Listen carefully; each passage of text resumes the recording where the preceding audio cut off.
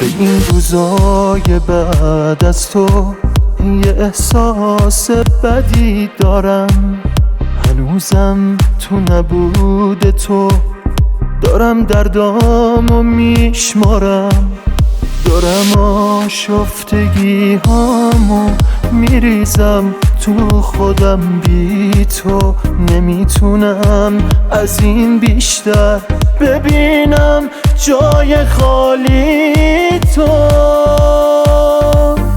از اون وقتی که تو رفتی چی مونده غیر آزارش؟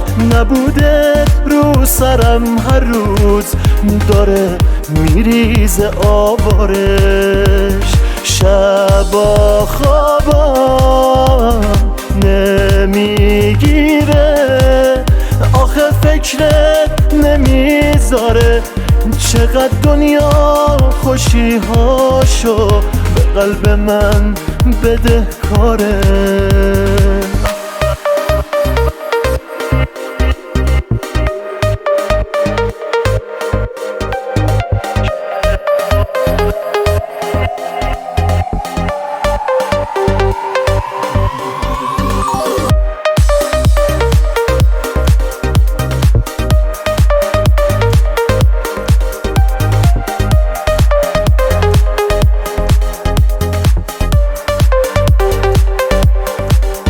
دلم میخواد خدا بازم تو رو میذاش سر راهم، تموم میشد همین روزا عذاب گاه و بیگاهم.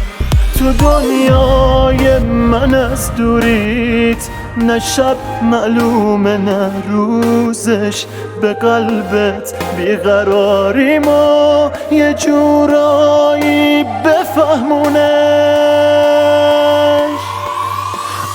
از اون وقتی که تو رفتی چی مونده غیر آزارش؟